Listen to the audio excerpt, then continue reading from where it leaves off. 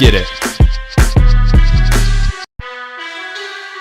What's going on, everybody? Welcome to the SchuZ Show. I'm your host, SchuZ Schumaker. I hope you guys are all having an incredible Wednesday. With that being said, though, to kick off today's show is a man that currently is a 19-0 record with 15 KOs. He's ranked number 5 by the WBA, number 7 by the IBF, number 12 by the WBO, and number 14 by the WBC, a lightweight contender. He goes by the name Prince, and that is none other than Lucas Bahdi. Lucas, appreciate you for taking time to come on today. Thank you, Zach. Pleasure to have me, man. Thank you very much. Absolutely. Well, obviously, it's been a few months to get out of the ring now. I know you're obviously probably looking for your next fight, but just overall now, what's life been like over the past few weeks, past couple months? Well, now I'm ramping up my training. I got a fight coming up, Okay. so I'm lining up the sparring, lining up the training sessions, and getting ready to rumble. Absolutely. Now, I want to ask, I know you were at the Jake Paul Julio Cesar Chavez card this past weekend. When you were in there in the atmosphere, what was that like? It was an unbelievable atmosphere, Right. actually. Like the amount of Mexican fans that were there was insane. Yeah. Anytime Chavez even threw a punch, they were going crazy. So it was a great full stadium. Right. Everyone loved it. I thought the fights were great. You know, I want to ask you about Most Valuable Promotions. That's obviously who you're signed to right now. You work alongside. When you talk about what they've done for boxing, I know some people are against the Jake Paul situation. I personally am in big favor of what they're doing and what they're building out there. You get experience it firsthand, though. What's your thoughts on that promotion? It's amazing. It brings tons of eyes. The networks love it. I mean, even the guys that hate on it, they're still turning on the TV and watching. So Right. at the end of the day, that's all that matters. You know, you had the option back after you had your massive upset. We'll get into a little bit later. You had the option to sign with multiple different promotion groups. You chose MVP. Why was that the case? I thought it was the best deal for me, and Mm, they were the best promoter suited for me. okay. When you talk about what they can bring to boxing long term, you look at the overall aspect, how they can build. I mean, they're doing great things with women's. Obviously, the card coming up in a week is incredible on that end as well. What do you see them doing, and how big will they be for boxing in the future? I mean, on this side of the world, they're huge. Like in North America, Right. Turkey's kind of taken over. He's what 51% of Queensberry. Eddie Hearn works with him tons, Right. so he's kind of got that side on lock. And here on this side, like Top Rank lost their deal with ESPN. Yep. Now it's basically MVP and Golden Boy, and they're working together, which is great. Mm. But yeah, I see Jake doing an MVP, doing big things, not just in female boxing, but and also in the male division. Well, you said right there that I respect about MVP is that they are willing to work with different groups. That's something that has been a big issue in boxing for quite some time. When you look at the impact that's going to have now in your career, knowing that you will have the opportunity to be with a promotion that's saying, you know what, it doesn't really matter who you're with, we will find a way to make that fight happen. How much more excited does that make you for your future?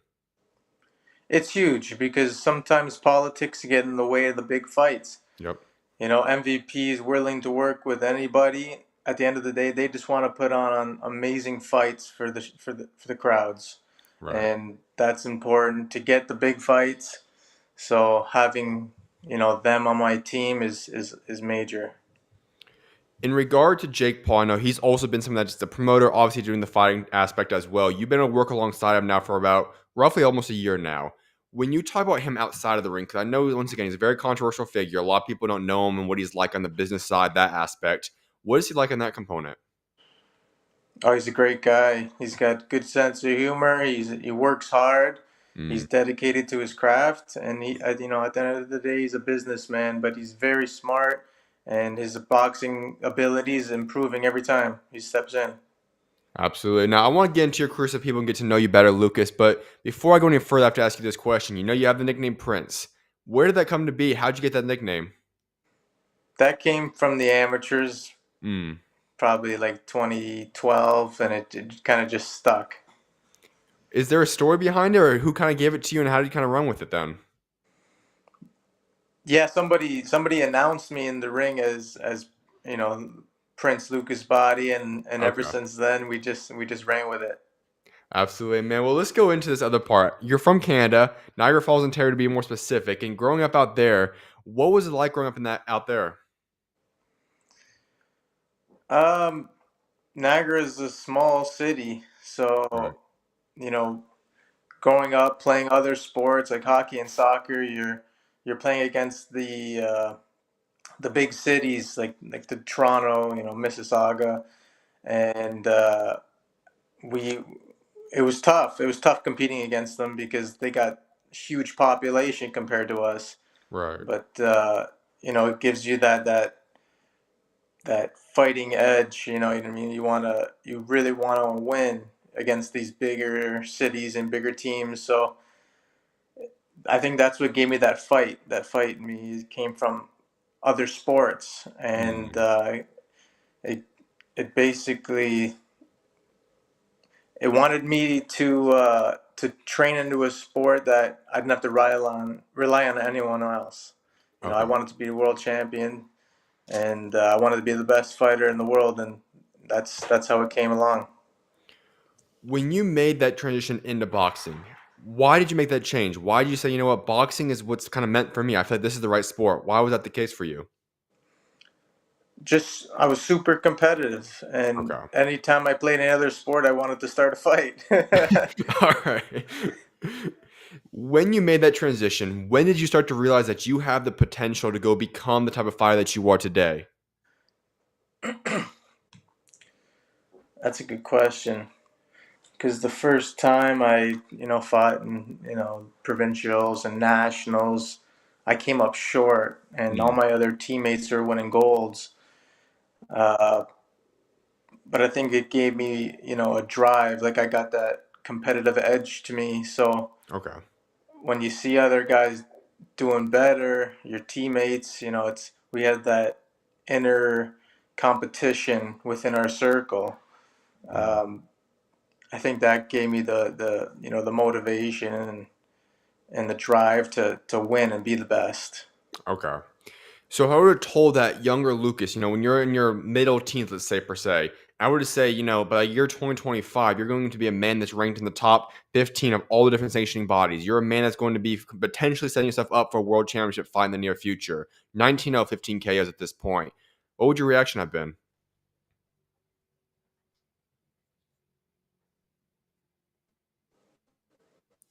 One second, please. We froze up. We'll see if I can get him back in here. One sec, everybody.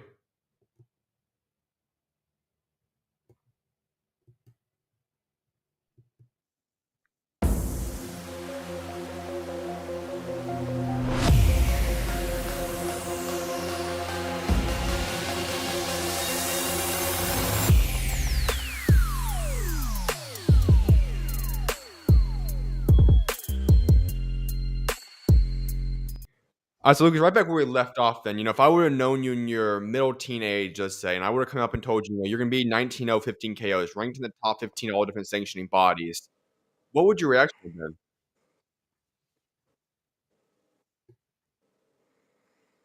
Um, well, it's a good question. I mean, for me, if you're not the best in the world, you still got lots of work to do. So Mm, I probably wouldn't have been too excited. okay, Um, I'm on my way there, and it's the future's looking bright, but I still got lots of work to do. right. I know you've opened up and spoken about being from Canada, and obviously you don't necessarily get a lot of the respect. It's not as easy, I should say, for guys coming out of Canada to become the world level fighter that you are now. When you talk about that aspect, has the challenges, the difficulties of becoming the person that you are today, because it's not an easy route becoming the type of high level box you are, has that helped make you into the man and the fighter that you are today?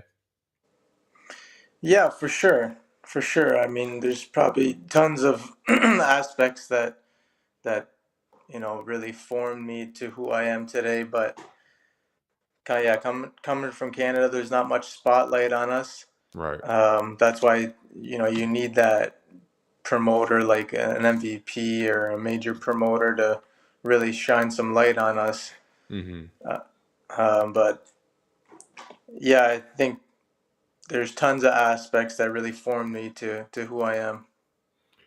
When you look at the large scale aspect of Canada, for it to become a country where, a lot more spotlight is given to it in the boxing realm, what would it take for that to happen, do you believe? You need consistency with events, Mm, and you need the promoters to work together and build it. But no one really works together in Canada. mm, The two big promoters, I would say, were Eye of the Tiger and United Promotions. I mean, they do some co-promotion together, but it needs to be more consistent. And at the end of the day, you need a TV network mm-hmm. to really get the views and really get that spotlight on you. So without that, it's really tough. But yeah, I think it starts with the big promoters really working together. You being out in Canada, you see some of these things that more so than probably someone like I do in America see. Do you feel like there is a chance? Like, do you feel like there is potential where things, and maybe let's say even if it's 10, 15 years, could there be a larger spotlight on Canada boxing when we look in the large scale scheme of things in like 10, 15 years? Absolutely. I Okay. mean, back in, I don't know, like 10, 15 years ago, Quebec was doing some major things. Yep. They had so many great fighters come out of there. Like you got, Lucien Boutte, um, uh, Jean Pascal. Right. Uh, I mean, now you got Batyrgaziev. Mm-hmm. Um, so many world champions. Adonis Stevenson. They had a great thing going. They were hosting fights all the time, and they had a network back then. So could it happen? Absolutely. The talent is definitely here. Specifically speaking on Ontario, I know they've had a lot of rule changes in regards to weigh-ins, also the hand wrappings. That was something that prevented a lot of big fights from happening over the duration of the past few years now. With that transformation now happening, does that open the door to have more big fights be hosted out there in Ontario now? For sure, Okay. because that was a major roadblock for a lot of fighters coming here. Nobody wants to weigh in the day of the fight. Yeah.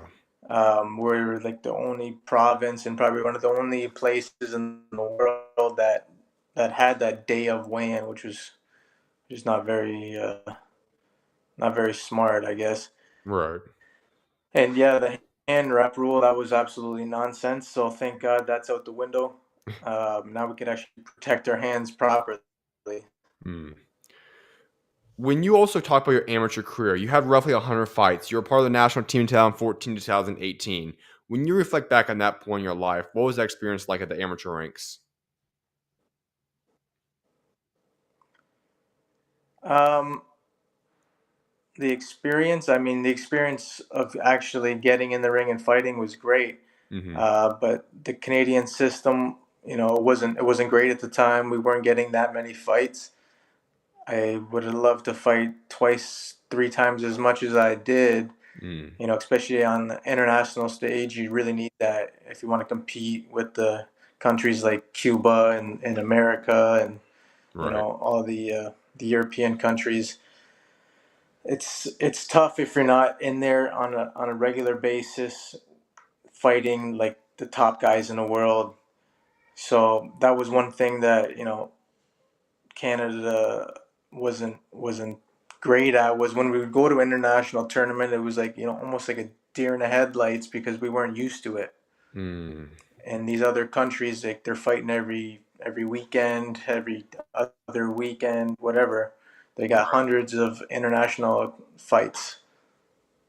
Now, I'm not sure if you have an eye still on the amateur scene out there in Canada, but would you say that since you were there, you kind of left, and I guess it's been 7 to 8 years now, has it improved at all? Is that still a problem that needs addressing out there in Canada? As what I'm hearing, it's definitely improving. Okay. I'm not, in the scene anymore, so I don't really know All right. what's going on. So it's hard for me to give you a take on that. Okay. I also want to ask about another aspect. I know reading about some research about you, you had a pursuit. You wanted to go be a part of the Olympics, as a lot of boxers do. You ended up not going that route. You ended up turning pro instead of that. What led to that decision? Why did you decide to go pro as opposed to going for the Olympics and what would have essentially been the 2021 Olympics? At the time, they took out the 60 kilogram weight division. Right. And there was already a Canadian representative at the time. It was 64 kg, Mm-hmm. and I knew I was going to get an opportunity to fight for that position. Mm-hmm. I knew that they were just going to send the guy that was there, Okay. and I had a bad feeling. They screwed me in 2016, and I knew that he was going to screw me again. And I'm very happy with my decision because Right. I would have had to wait another year for the Olympics. Right. So, everything happens for a reason. And yeah, luckily it worked out in my favor. Was that transition for yourself from the amateur ranks to the pro ranks? Would you say that was a pretty seamless transition? I mean, I feel like your ability, obviously, you're more of a pro style fighter, but do you feel the transition was easy for yourself, or how was that transition?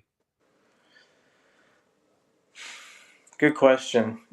It's a total different sport. Yeah. It's a total different sport. I think my style really matched the pros. Mm-hmm. Um, but yeah, like it took a few years to really properly understand the difference and get Mm-hmm. that experience to fight, 10 rounds. Right. I remember, like, as an amateur, I'd spar 3 rounds and I'd be fucking toast, man. I'd be so tired, Right. straight up.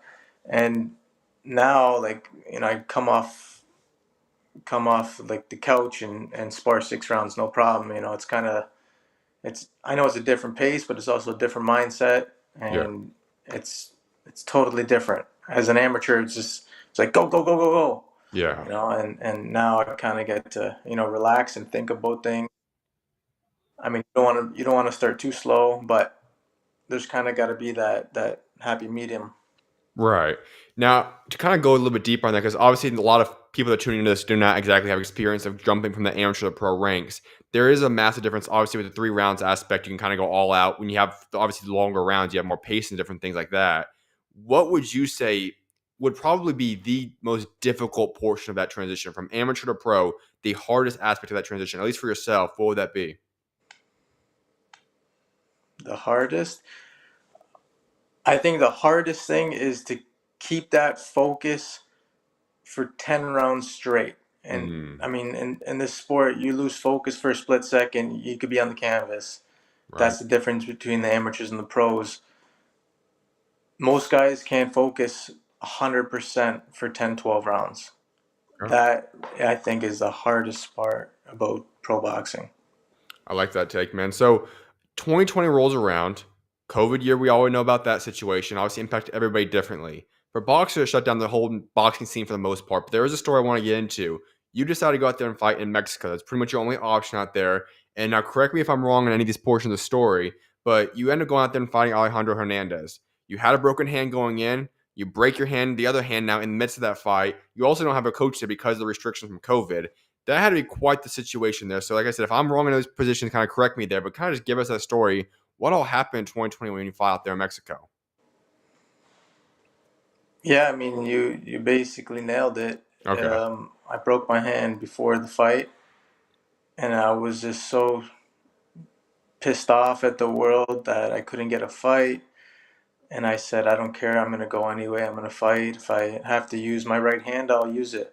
Mm, But, you know, I'll try to box him one-handed, right. left-handed. And I ended up breaking my left hand in the first round. It was Mm, just crazy, unlucky, call it whatever you want. I had to really, really dig deep that fight, and not a lot of things were going my way. He dug a body shot on me that really, really hurt. mhm. It wasn't looking pretty, I'll tell you that. I was taking a lot of little shots. My eyes were swelling Mm. big time. I could barely see out of them. Uh, the gloves were just, I can't even tell you. Like, no one would sanction these gloves in any state. They were probably 30 years old. There was Oh, no wow. padding left. Wow. So yeah, it was wild, man. I pulled off a beautiful knockout in the fourth round. Mm-hmm. after taking a beating. But yeah, it was insane, man. I had to dig deep. That's a unique situation that we've now seen it again happen in your career, obviously against H2O, we'll talk about momentarily. What about you it puts you in those situations because that's such a difficult thing. You know, you're taking beating, you're losing, whatever the case may be, but you find that miraculous one hit. Only sport in the world where you can go out there and erase a deficit in 1 second. You found a way to do that multiple times now in your career. How do you do that? Got a big set of balls, man. All right. I dig deep, and I always find a way to win. And I think Mm. that's what separates me from everyone else. You got to find a way to win, even when things aren't going your way. When we go back to the fight in Mexico, you're in a situation you said you have no coach, both your hands are broken. Obviously, that shot would be pretty painful on yourself in and of itself just because of the fact you're hitting with a broken hand.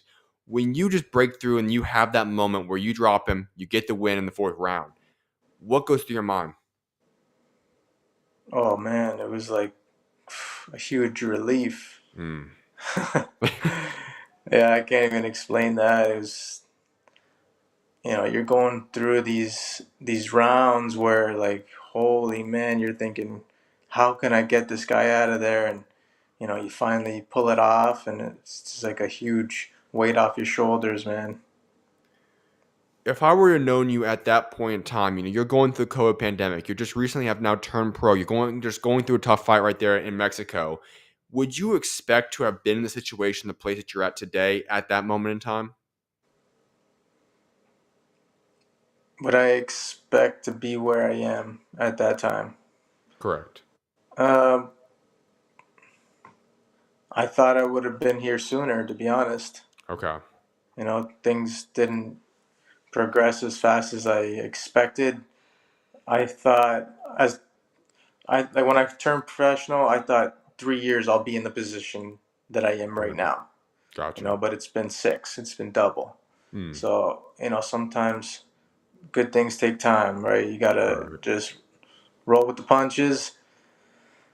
And the good thing about me is I live a very, very clean lifestyle.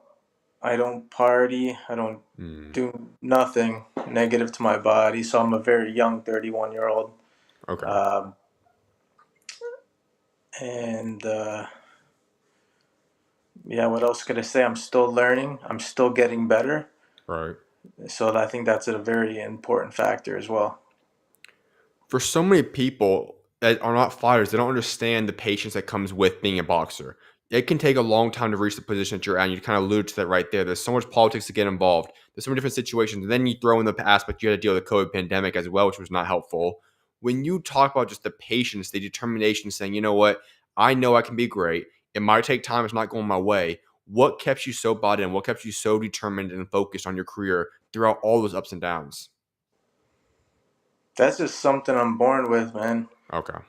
You just keep pushing forward, keep that mindset on the target, and never give up, man. It's a hard way to think, but I think that's something you got to be instilled with you from the beginning. Absolutely.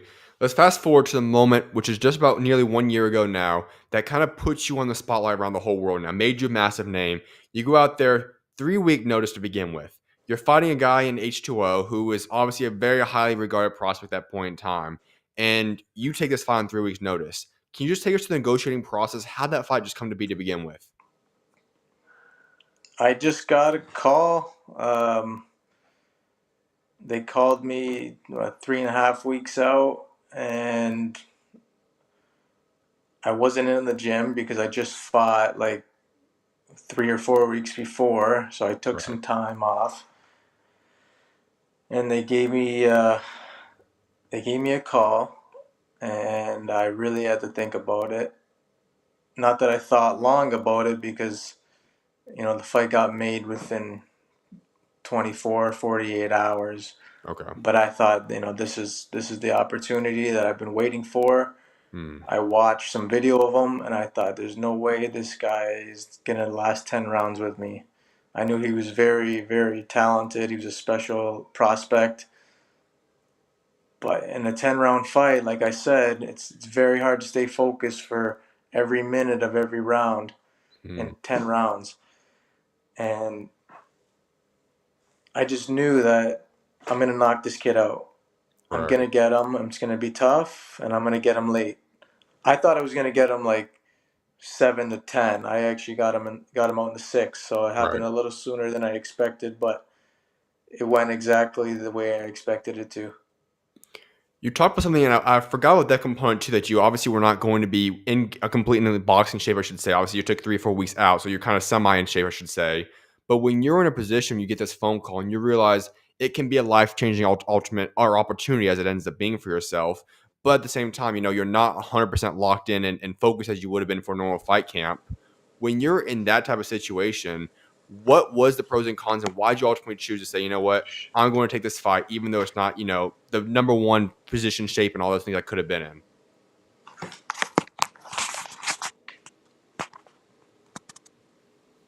Oh, can you hear me?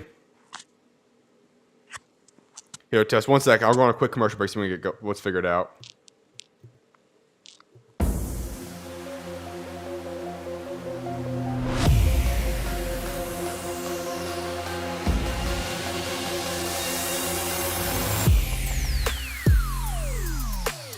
Do it. All right, so when you were in that situation, you're coming off of a fight just recently. You're then in a position where you kind of, like you said, you weren't necessarily in 100% peak shape because of the fact you come off a fight 3, 4 weeks out. When you realize that at that same time, this is a life-changing opportunity for yourself, and that's what it ends up becoming as well. When you get placed in that situation, how did you weigh the pros and cons, and what gave you the confidence to ultimately say, you know what, I'm going to take this fight? I just knew that there's no way this guy's going 10 rounds without me catching him. Okay. And when he gets hit clean. And I mean, the combination I landed on him, he couldn't get cleaner than that. Right. Um, yeah, I'm always in decent shape, so I thought, train hard for the 3 weeks and I'll be ready and I'm gonna knock this kid out. Well, let's go into that fight now. As I said, nearly 1 year ago, 6 round KO. On the scorecards, you're down all of them. When you get that KO, first of all, did you realize that you were down on all the scorecards? And then if so, how much more sweet did that make the victory knowing that you now have that win in the bag? I mean, I wasn't focused on scorecards. Okay. Didn't think I was gonna go there and win a decision. All right. It wasn't on my mind, so losing rounds didn't matter to me. Hmm. The ultimate goal was to knock him out. So I knew that, he's going to get a little bit slower every round, a little bit slower every round. And later rounds, I'm going to catch him. Okay. Simple as that. I mean, if we fought again, probably the same thing would happen. If he'd probably win the early rounds, and I would knock him out.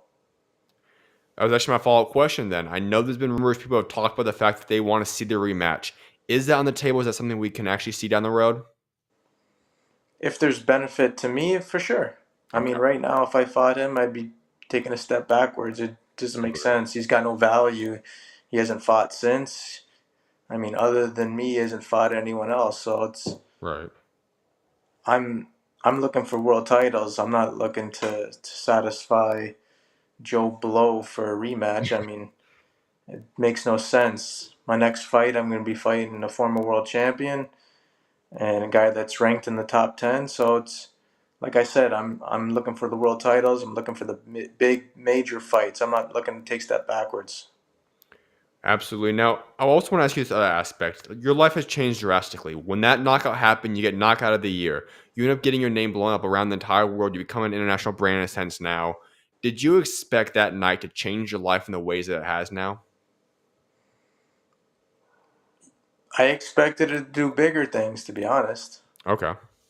I did. I thought it was, you know, things were going to completely change. I mean, of course, it brought me some big opportunities and things changed slightly, but Right. I thought it was going to be much, much bigger than what it was. Okay. We fast forward then, and you get to take place on a fight card at the Cowboy Stadium. I want to ask about that experience. That card was incredible. You talk about Mike Tyson and Jake Paul. That card was massive. It was a massive venue, incredible experience. You getting to fight inside of a football stadium in America. What was that experience like? I mean, it was the biggest card of the century. Yeah. I never would have thought in a million years I'd be fighting on the same card as Mike Tyson, which is Right. absolutely insane. So the opportunity that Jake and MVP gave me was, I was honored to be there and fight on that card. Brought thousands and thousands, and I mean, for my fight, I think we had about almost a million viewers. Right. I know they reached crazy numbers, Yeah. but as far as mine, I almost had a million. So like that's major for me. We talked about the most valuable promotions in the beginning of this interview, but that is something else I want to touch up on. And I've always said that regardless of what people feel about Jake Paul in the situation there, the amount of attention that he's putting on so many guys on the undercard to get more attention spotlights they probably wouldn't have had otherwise is what's huge for the sport. And that's why I don't like taking shots at any of those situations there. When you talk about that, where you now and so many others, like obviously Amanda Serrano was in that fight. You obviously had Ramos on that fight. You had a lot of great fights going down.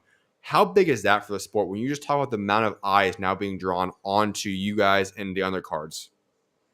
It's huge. It's huge. What else? What else could I say? I mean, Right, he also brings a total different audience than the regular boxing community.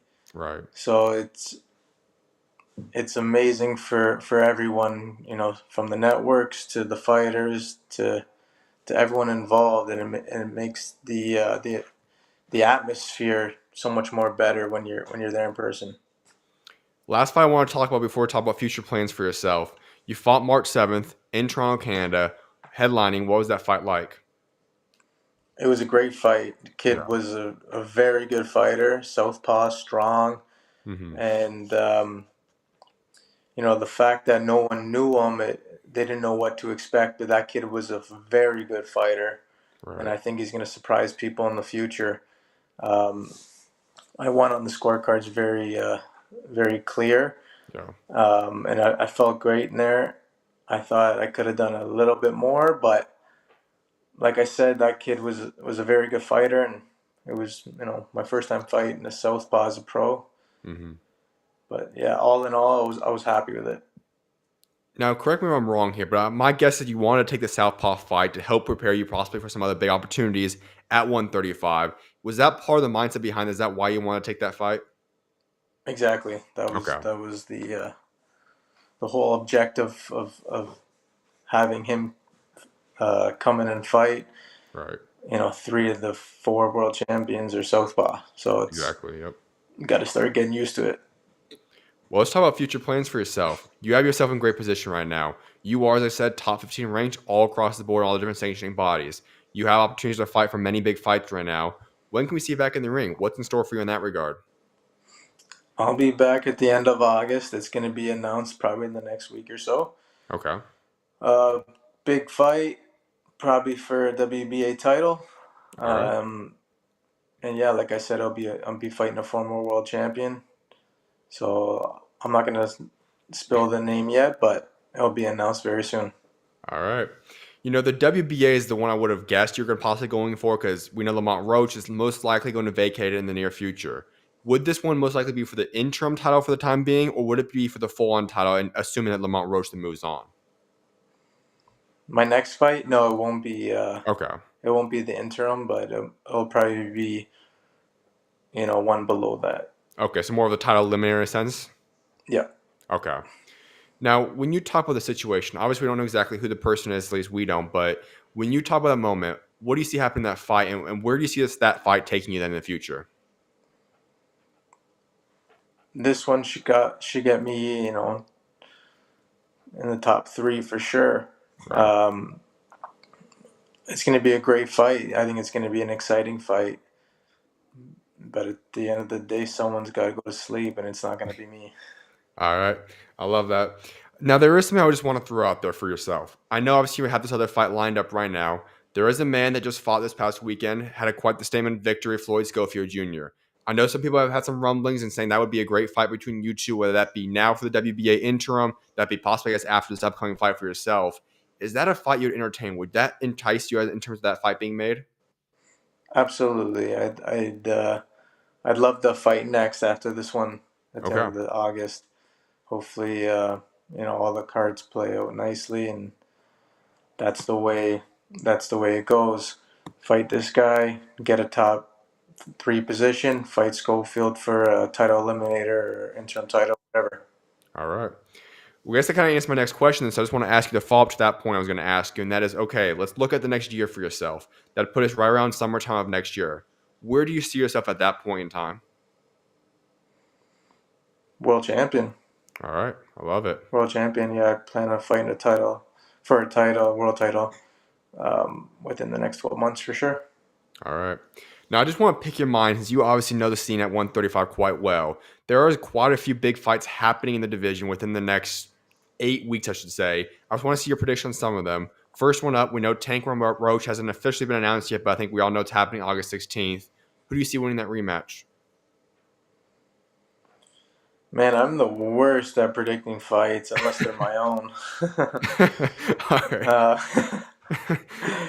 um, I see Tank winning, but Okay. man, this is boxing. Anything could happen on any given night. Right. Lamont looked very, very good against Tank the first fight, and now they just got to experience being in the ring with them. You just never know in this sport. Right. The other two, one Shakur Stevenson, William Zepeda, they're going to be fighting each other in the very near future as well. We're about 7, 8 days, or I guess 9 days out now from that, 10 days out from that one. Who do you see winning that fight? At first, I was thinking Zepeda, but now I'm really leaning towards Stevenson. I think he's just going to give him a boxing lesson. All right. What made you make that shift now? Stevenson is a tremendous fighter. Yeah. And I just don't think he's going to close the distance. I just think he's too good on his feet. His distance is too good. And he's going to take a lot of punches to, try to land one or two. Mm-hmm. And by like the mid rounds, it's going to take a big toll on him. Right. The other one is for the vacant WBO. Once again, has not officially been announced yet. They're going through the ordering process right now, negotiations. That is most likely going to be between Abdullah Mason and Noakes. Who do you see becoming world champion at the WBO? I haven't seen Noakes. I Okay. haven't watched his fights Gotcha. too closely. But Abdullah Mason's a tremendous fighter. Yeah, I can't give All right. an opinion on it because I haven't seen Sam Noakes fight yet. Fair enough. Now, there was a guy that obviously for the belt that just did get opened up, and that's Keyshawn Davis. You were a part of his camp about 8 months ago when he was preparing for his Gustavo Lemos fight. When you look at that aspect, was what happened that whole entire weekend, was that shocking to you? And then on top of that, do you see him coming back to 135 at any point? Do you feel like that days are over? He's going to 140? Yeah, I don't think he's going to fight at 135 anymore. Right. He's a big lightweight. Yep. He won his title at 135, and I think he's moving on. Right. All right, well, I got a couple things before I let you go, Lucas. One of those things are completely off regard of boxing, and that's talking about something else you have a passion for. And I was researching about you, but I believe you're also very big into your used car dealership. And I want to ask about that aspect. What about your attraction to that business? And I know specifically it says your preference was for late 1990s, early 2000 Jaguars. So I want to ask about that. What brought you into that avenue of life, and why is that such an attraction point of life for you? Just something I've always loved is Okay. his cars, man. It's just a hobby for me. It's just Okay. something I love to do. I love to buy cars and get a deal, drive it for a little bit, sell it, whatever, man. It's just like, yeah, it's just something that I do outside of boxing, but Right. yeah, that's basically my life is cars and boxing. So, post boxing for yourself, have you ever opened your mind to what that could look like? Is that something you want to get into the car avenue, or is there something else you want to get into? Where do you see yourself going post boxing for yourself? You have no idea. I have no idea. I mean, you Okay. never know where life takes you. Right. I mean, of course, boxing is, my passion. Yeah. So coaching could be an option. Who knows, man? All The right. cars are always fun for me, so we'll see. We'll All see. right. It's right now I got one thing to focus on. That's chasing the dream, chasing the titles. I love that. Well, Lucas, I have one final question for you. It's the question I like wrapping up every interview with, and that's talking about your legacy. One day that day will come when you do put down the gloves, you move on from boxing. When that does happen, what do you want the legacy of Lucas Bahdi to be? I want to be in the Sports Hall of Fame. I want to be known as one of the greatest Canadian fighters to ever come out of Canada, born and raised here. And yeah, that's it. I want my name to be in the history books. I love it. Well, Lucas, I appreciate you for taking time to come on today. It's been an honor having you on the show, and I cannot wait to see what God's got in store for you. Of Thanks, bro. I appreciate you having me, Zach. course, you're always welcome on, man. God bless. Thank you. Take care. You as well, man.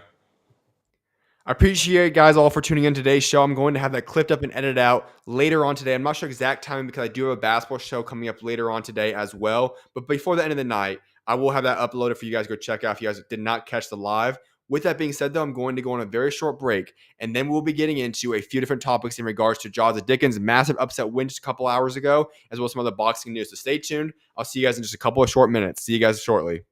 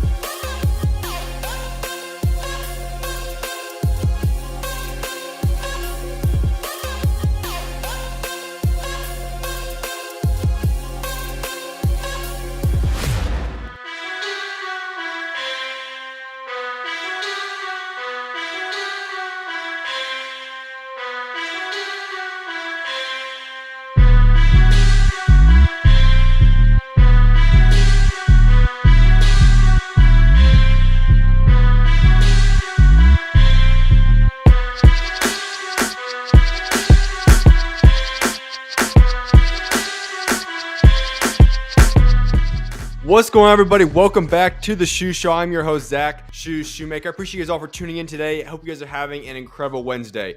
It appears that while I was in the midst of the interview with Lucas Bahdi, that quite a few new updates in regards to boxing has now come out. I'm going to get right into that instead of going to the preview. I will get into the Jazza Dickens and Albert Batyrgaziev fight very, very shortly. But before I get into that, we have breaking news that's now come out. Tyson Fury is returning to the ring in 2026, next calendar year, has been confirmed by Turki Al-Sheikh. Turkey has now posted this. The Gypsy King will be back. I talked with him, and I have his word to have him in Riyadh season 2026. Not shocking. That part's not shocking to anybody. Here's what gets me a little bit baffled and riled up right now. He says his final part on the end of this comment. We have a rabbit to hunt. All right. Those of us that know boxing are quite familiar with what that term probably is referring to. Usyk, the only guy that ever is referred to as the rabbit. And here's the deal. I have said time and time again that Tyson Fury is not retiring. We know he's going to go fight again. This is not shocking. He's retired countless times before. We always knew he was going to come back for something big. But if he's going to be getting a trilogy with Alexander Usyk, potentially for undisputed, you've got to be kidding me. Absolutely ridiculous. The first two fights were fine. They're good fights. Don't get it twisted here. But if you're a man that lost already twice and is not going to have to do anything in return to go get a trilogy fight against the best heavyweight of this generation, an undisputed fight again, that's absolutely ridiculous. I'm sorry, absolutely ridiculous. Tyson Fury has done great things for the sport. Tyson Fury has been overall accomplished a lot of great things.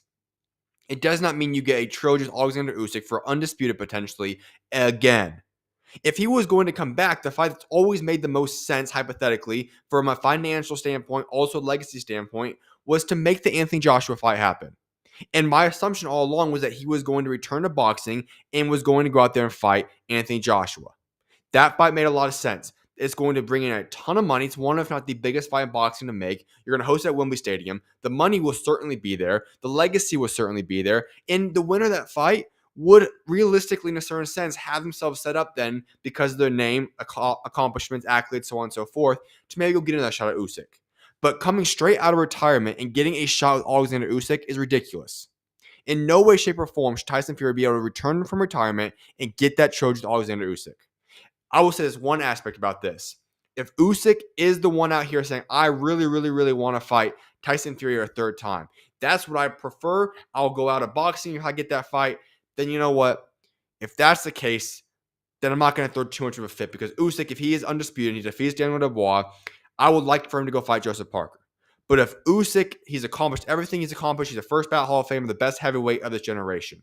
If he wants that fight, he's earned the right to fight whoever he wants to fight on his way out.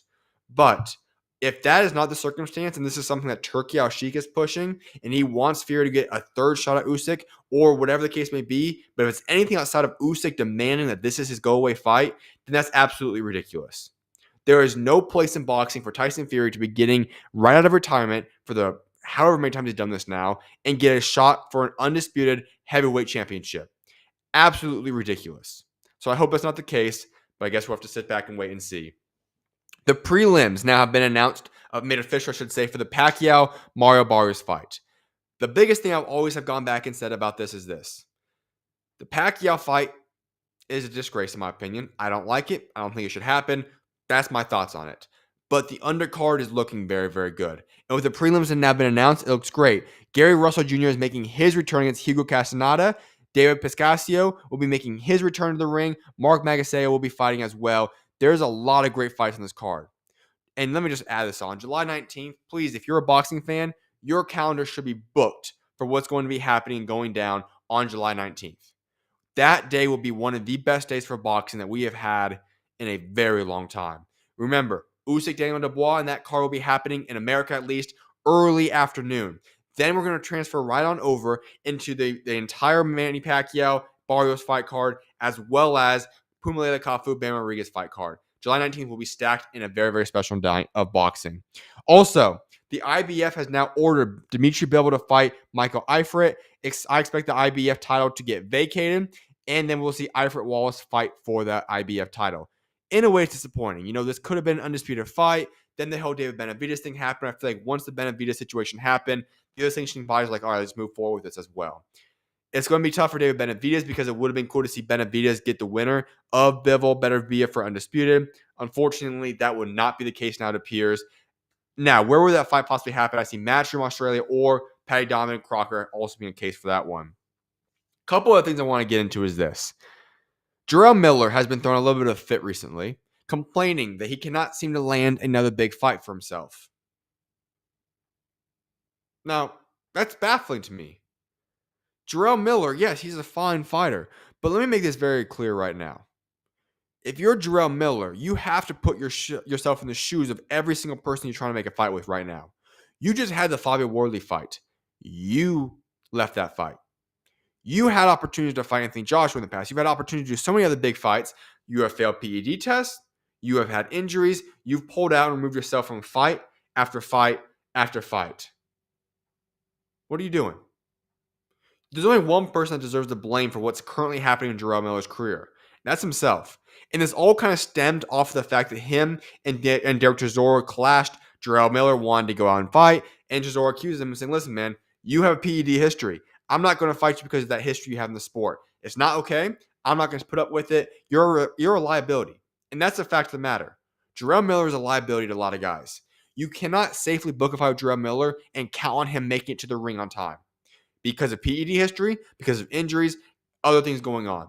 He is a liability, and if you are a big-name fighter, why are you taking that risk? Why would you put yourself in a position when there's other guys out there in the heavyweight division to go out there and fight when Jarrell Miller simply cannot be trusted? That's a fact.